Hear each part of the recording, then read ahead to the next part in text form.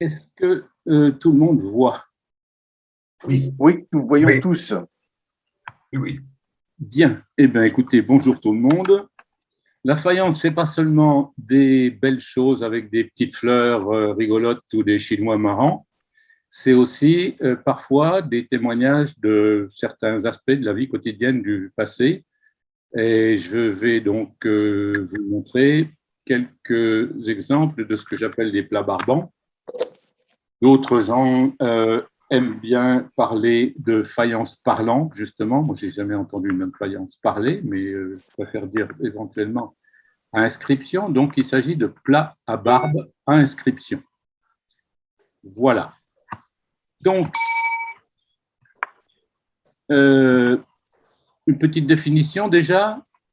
Je prends la définition. Alors, est-ce que, comme moi, vous avez une bande en haut qui vous empêche de voir ce qui est écrit en haut de la diapo? Non, non, non, non. Pour nous, Alors, c'est parfait.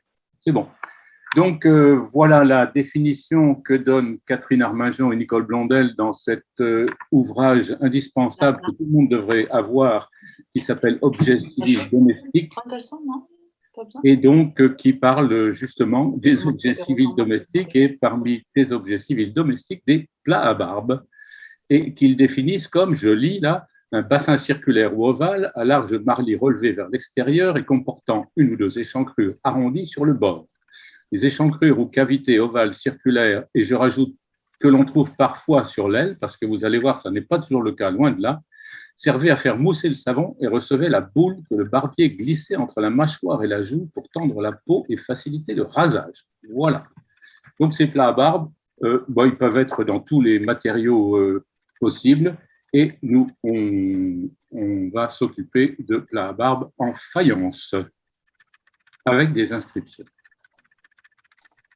Alors, il faut voir quand même que ce plat à barbe, ou du moins le métier de barbier, on le connaît au moins depuis l'Égypte ancienne. On a certains témoignages, et c'est donc une profession, si on peut dire, extrêmement ancienne. En France, elle prend une place un peu plus officielle sous Charles V au XIVe siècle, puisqu'il instaure une confrérie des barbiers.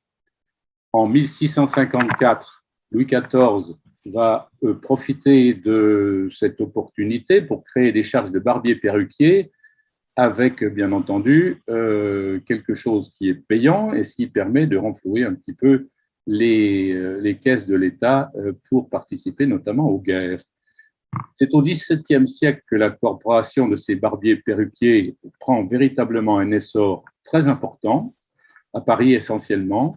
Et le métier de barbier perruquier, mais vous allez voir, ce n'est pas seulement barbier perruquier, puisque ces barbiers ont des tas d'autres cordes à leur arc, si je puis dire, ou à leur rasoir. Et donc, c'est une corporation extrêmement prospère. Donc, ces barbiers perruquiers sont également chirurgiens, vous allez voir qu'ils sont également étuvistes, et c'est à la fin du XVIIe siècle que le métier de chirurgien est séparé de celui de barbier perruquier, baigneur, étuviste.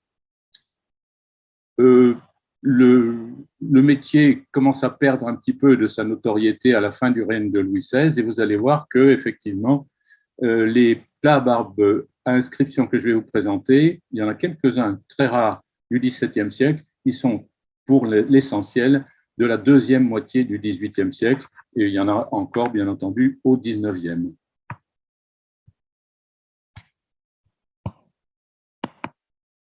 Alors, voilà ce que dit l'encyclopédie en 1762. Je lis l'encyclopédie, là, la définition du barbier de 1762. C'est un artisan qui fait la barbe, et il y a des communautés qui ont le droit de tenir boutique pour faire la barbe, d'y mettre des bassins pour enseigne.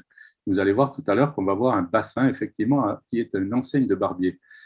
Donc, on dit encore en 1762 que les chirurgiens et les perruquiers sont deux corporations différentes. La planche de l'encyclopédie que je vous reproduis à gauche montre effectivement un perruquier barbier, puisque le métier de barbier en 1762 passe peut-être un peu après celui de perruquier. Vous voyez donc cet intérieur de boutique de barbier avec au centre quelqu'un qui est un client en train de se faire la barbe, mais on s'occupe aussi beaucoup de perruques. Et en dessous, un certain nombre d'outils, avec notamment des plats à barbe circulaires ou circulaires ovales, avec cette fameuse échancrure cette fois-ci. Et puis des outils, dont les outils qui servent à repasser le rasoir. Bien.